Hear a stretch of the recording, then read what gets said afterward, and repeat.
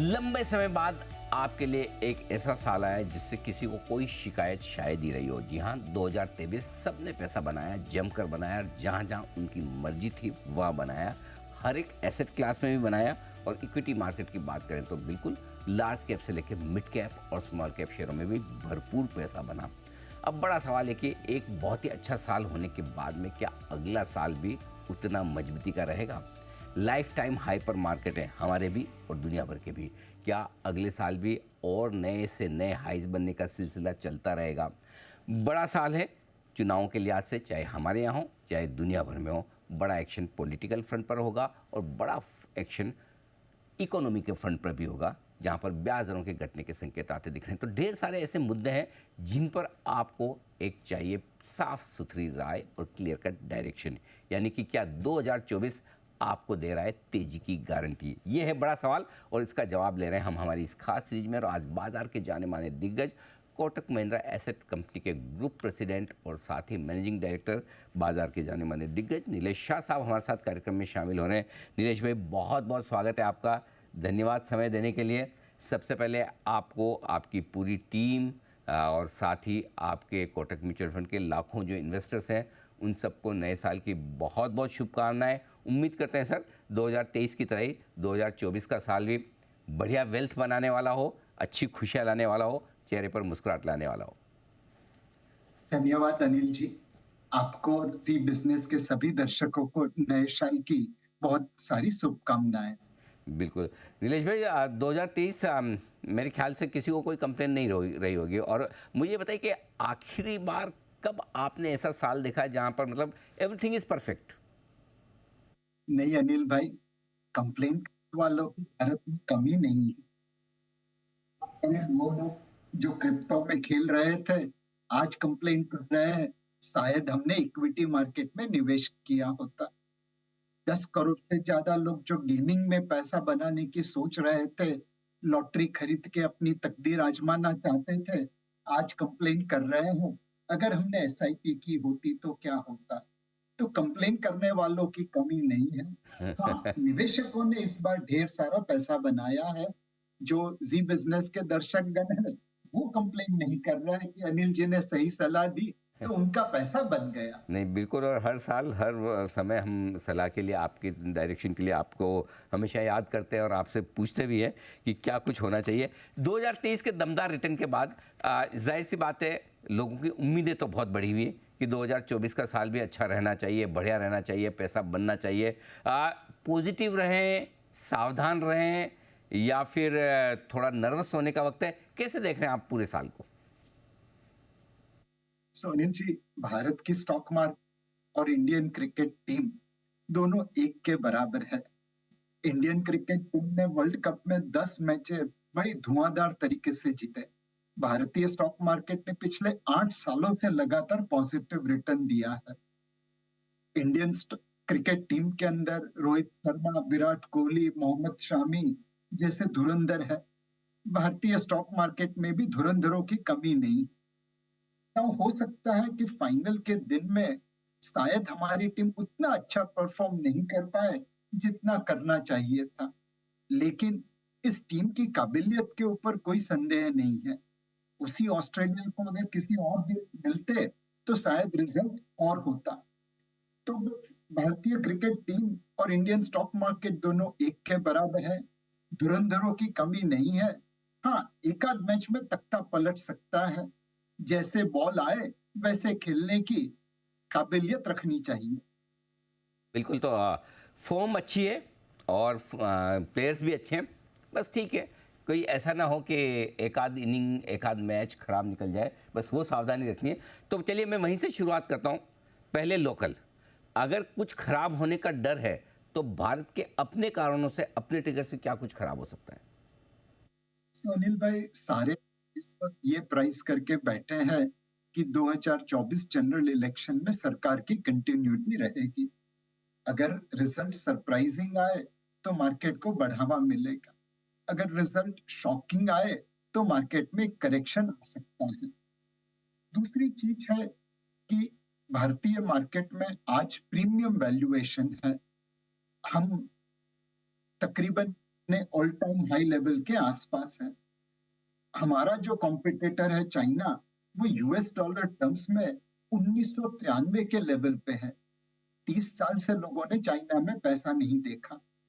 उनकी वैल्यूएशन हमसे one third के आसपास है। तो जाहिर है कि जब आपको रोहित शर्मा या विराट कोहली या सूर्य कुमार यादव का वैल्यूएशन मिल रहा है, तो आपको खेल भी वैसे ही खेलना पड़ेगा। कॉर्पोरेट अर्निंग्स को 12 से 15% के आसपास ग्रोथ दिखाना पड़ेगा। अर्निंग्स ग्रोथ और इलेक्शन, ये दो चीज है जो मार्केट को लोकल फैक्टर से इम्पैक्ट कर सकती है। और एक फाइनल चीज अनिल जी, हमारी गवर्नेंस स्टैंडर्ड है। आज हम अपने आसपास देखें तो चाइना में आप माल बेच के पैसा नहीं लेके जा सकते।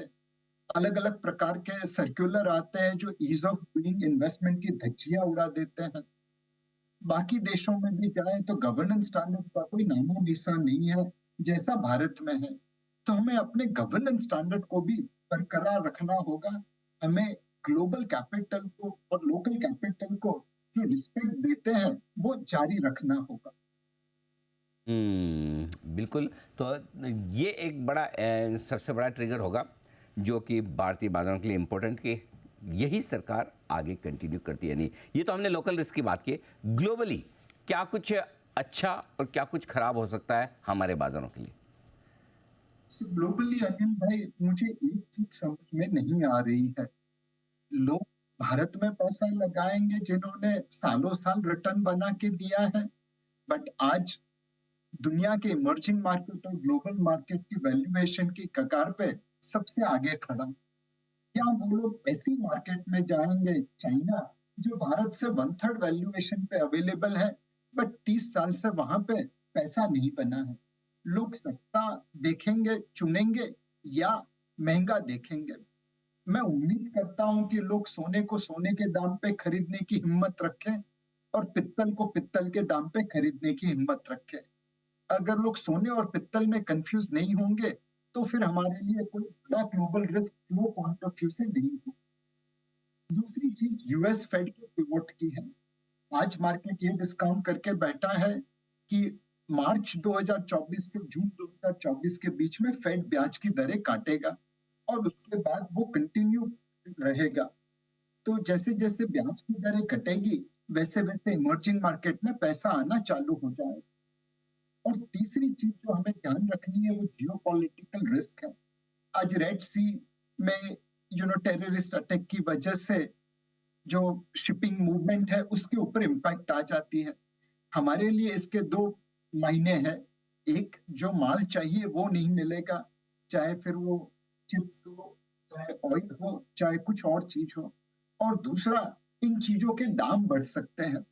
मेरे हिसाब से ये सारी चीजें हमारे लिए एक स्पीड ब्रेकर बन सकती है। थोड़ा बहुत इधर उधर होगा तो हम उसे सहन कर लेंगे। बिल्कुल। तो ये ग्लोबल रिस्क है। अच्छा, नीलेश भाई, तेजी के सबसे बड़े कारण क्या बन सकते हैं भारतीय बाजारों के लिए अगर 2024 में भी बाजार मजबूत रहना है? अच्छा, तो क्या क्या रीजन है? सो अनिल भाई, तीन चीजें हैं, 3G। पहला जी है ग्रोथ का। जो अर्निंग्स ग्रोथ हम देख रहे हैं वो बाकी देशों में 2-2, 3-3 सालों में नहीं दिखता है। दूसरा चीज है गवर्नेंस का। हम जो रिस्पेक्ट देते हैं ग्लोबल और लोकल कैपिटल को, जिस तरह से हमारे कॉर्पोरेट गवर्नेंस स्टैंडर्ड फॉलो करते हैं, वो वाकई काबिले तारीफ है। गवर्नेंस एक जर्नी है, कुछ ब्लैक शिप भी रहते हैं मार्केट में, एंड हमें हमेशा अपने स्टैंडर्ड को इम्प्रूव करते रहना पड़ेगा। और तीसरा जी जो हमने ज्यादा कहा नहीं है वो ग्रीन है। आज हम दुनिया की 5वीं बड़ी अर्थव्यवस्था है, फिर भी सबसे lowest per capita carbon emitter है। हमने पर्यावरण की संतुलन बिगाड़ के या पर्यावरण की धज्जियां उड़ा के ग्रोथ पैदा नहीं किया है। एंड यह चीज लोगों को समझनी चाहिए। जब तक हम ये 3G, growth, governance and green, देते रहेंगे, तब तक मेरे हिसाब से हमारी वैल्यूएशन प्रीमियम बरकरार रहेगी और निवेशकों को वहां पे निवेश करने का मौका मिलता रहेगा। बिल्कुल। तो इन तीन चीज़ों पर अगर हम फोकस करें तो 2024 भी हमारे लिए बेहतर हो सकता है। 2024 में कितनी तेजी, ये बड़ा सवाल है। क्या जब अगले साल फिर से हम ये शो कर रहे होंगे आपके साथ में 2025 के आउटलुक पे, तो नीलेश भाई यहाँ से बाजार ऊपर मिलेंगे, और मिलेंगे तो कितने? सो किस तरह हमारे प्लेयर खेलते उसके ऊपर तय होगा मार्केट ऊपर जाएगा कि नहीं जाएगा। हम्म। और थोड़ा अनिल जी इसमें बिरबल की कहानी भी है। हम्म। बिरबल को अकबर राजा ने कहा था लाइन को बड़ी कर दो छुए बगैर। उसने एक नीचे बड़ी छोटी लाइन बना दी तो ऊपर वाली लाइन अपने आप बड़ी लगने लगी।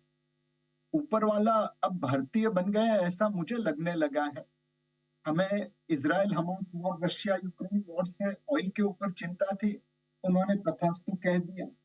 हमें ग्रोथ के ऊपर चिंता थी, तो उन्होंने तथास्तु कह दिया। सितंबर क्वार्टर का ग्रोथ बड़ा अच्छा, उम्मीद से बहुत ज्यादा निकला। हमें बारिश के ऊपर चिंता थी, ऊपर वाले ने तथास्तु कह दिया। तो अगस्त की जो डेफिसिट थी बहुत बड़ी, वो सितंबर में काफी हद तक कवर हो गई। हमें गवर्नेंस कंटिन्यूटी के ऊपर चिंता थी, तो उन्होंने तथास्तु कह दिया। स्टेट इलेक्शन के नतीजे मार्केट को कॉन्फिडेंस दे रहे हैं कि गवर्नेंस कंटिन्यू रहेगी।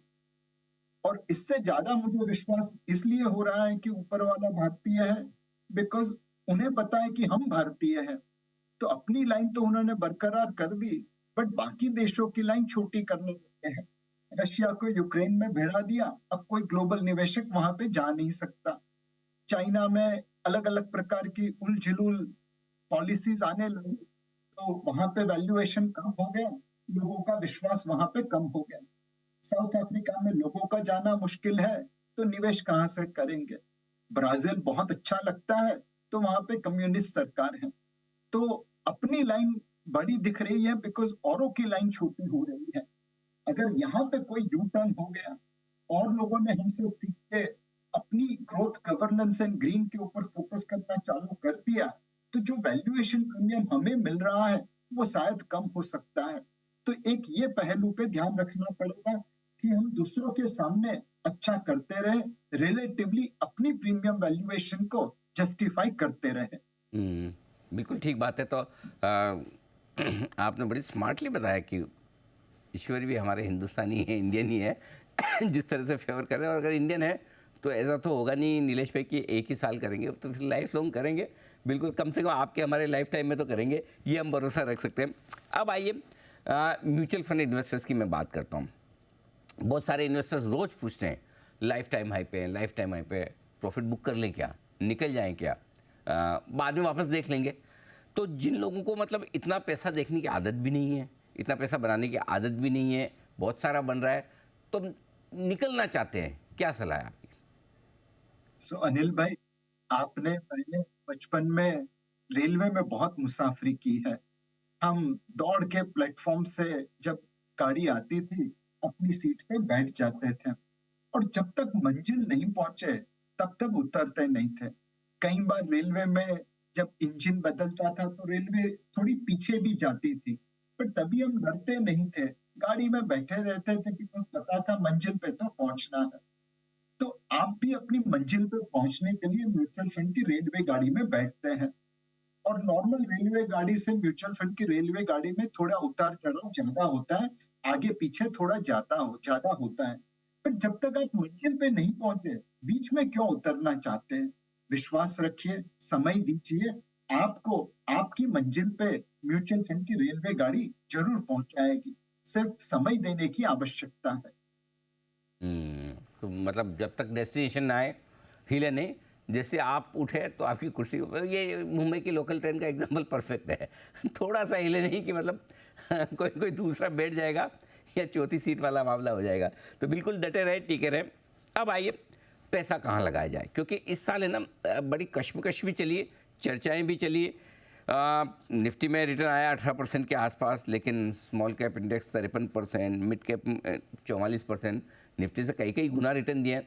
तो अब डिस्कशन भी भारी चल रहा है, large cap versus mid cap versus small cap. तो ऐसे में एक आम इन्वेस्टर को तो मुश्किल है पता लगाना कि मैं कहाँ लगाऊं। क्या उनके लिए स्ट्रेटजी होनी चाहिए, कैसे लगाएं पैसा? सो अनिल भाई, कुछ चीजें इस साल नहीं करनी चाहिए, जैसे कि एक लो फ्लोटिंग स्टॉक वाले जो काउंटर्स हैं, वहां पे वैल्यूएशन बहुत ऊपर चले गए हैं। उन वैल्यूएशन को जस्टिफाई करने के लिए उन कंपनीज ने हनुमान छलांग लगानी पड़ेगी परफॉर्मेंस में। अब एक ही हनुमान जी थे जो भारत से श्रीलंका की दूरी एक जंप में पूरी कर पाए। बहुत कम कंपनियां उस प्रकार की छलांग मार पाएंगे अपने परफॉर्मेंस में। तो इस वैल्यूएशन पे, इस दाम पे वहां पे निवेश करने में आपको थोड़ा बहुत चोट पहुंचने का संभव है, तो उन्हें अवॉइड करिए। दूसरी चीज अनिल जी, जिस कंपनी में गवर्नेंस अच्छा नहीं है बट दाम बहुत कम है, 1 रुपए, 2 रुपए, 5 रुपए, 10 रुपए पेनी स्टॉक्स वाले, वहां पे भी एक तेजी दिखने को मिल रही है। लोग कम दाम को सस्ता दाम समझ के खरीद रहे हैं। इससे बड़ी गलती और कोई नहीं हो सकती।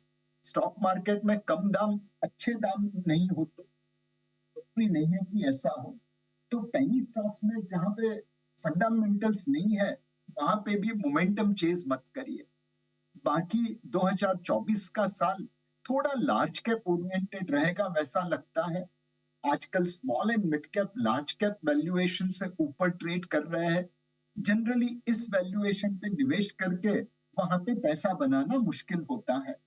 तो निवेशकों से यही राय है, लार्ज कैप की तरफ फोकस करिए, अच्छी कंपनीज की तरफ फोकस करिए, और जहां पे वैल्यूएशन बहुत महंगे हैं वहां पे थोड़ी सावधानी बरतिए।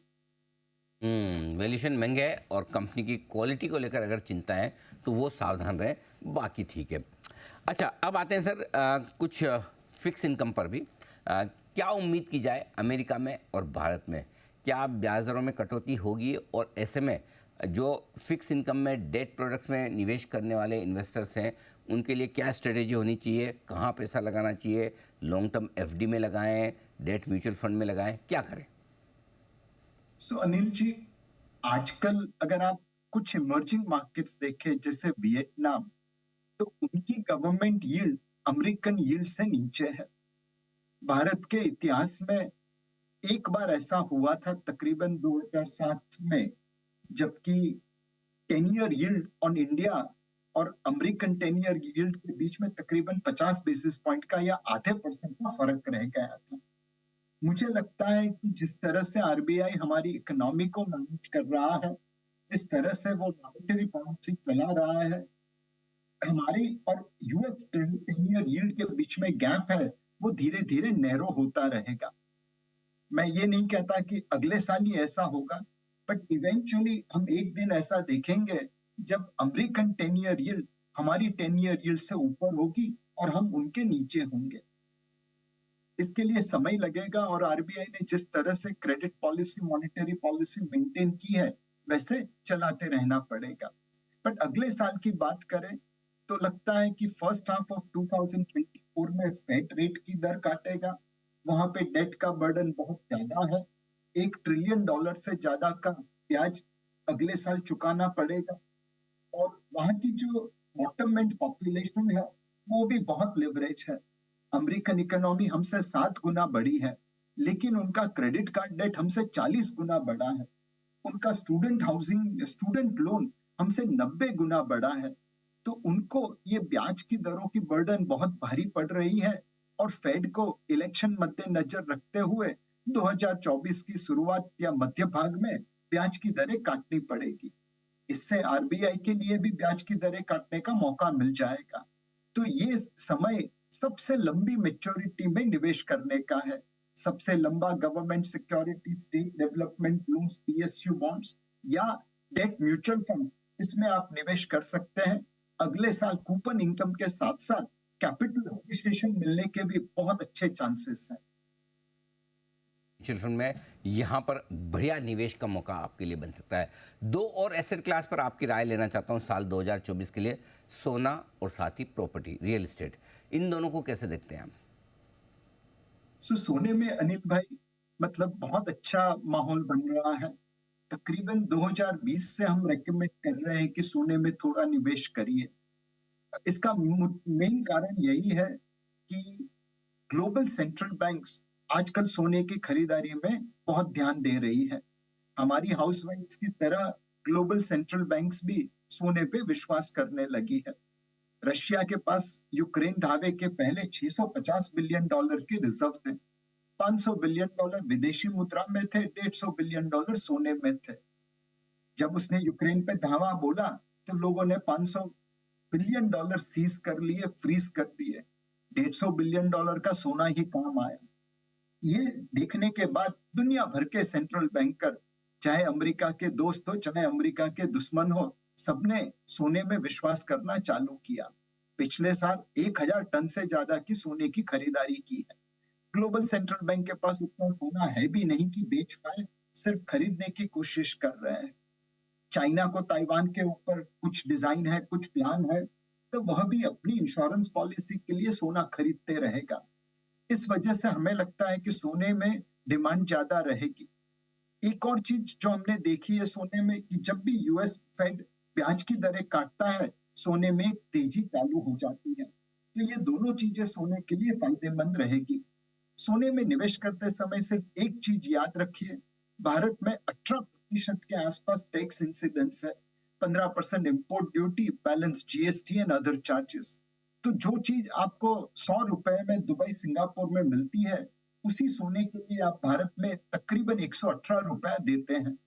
आज नहीं तो कल ये ड्यूटी कम होगी गोल्ड स्मगलिंग को रोकने के लिए, और उस समय आपको रूपी गोल्ड प्राइस में एक करेक्शन देखने को मिल सकता है। सब्जेक्ट टू दैट, मुझे लगता है एक इंडिविजुअल को सोने में निवेश करना चाहिए। गोल्ड में थोड़ा आप इन्वेस्टमेंट सेफ्टी के लिहाज से कर सकते हैं, ये राय। नीलेश भाई, आखिरी सवाल, 2024 के निवेशकों को कोई निवेश मंत्र, सलाह, कोई खास बात जो गांठ बांध कर रखें, याद रखें, ये बताइए सर। बस अनिल भाई, don't bet against India. Bharat बहुत अच्छा कर रहा है, एंड पहले हम ग्लोबल ग्रोथ ट्रेन के डिब्बे थे, दुनिया चलती थी, हम चलते थे। आज हम ग्लोबल ग्रोथ ट्रेन के इंजन बने हैं। इंक्रीमेंटल लेवल पे चाइना, यूएस और इंडिया ग्लोबल ग्रोथ में सबसे ज्यादा कंट्रीब्यूट करेगा।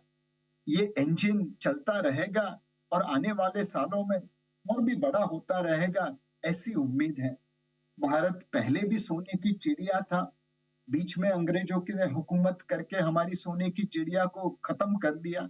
अब वापस हम सोने की चिड़िया बनने जा रहे हैं, तो इसके ऊपर विश्वास करिए, लंबी अवधि के लिए निवेश करिए। अनिल भाई, 1 मिनट चाहूंगा आपसे।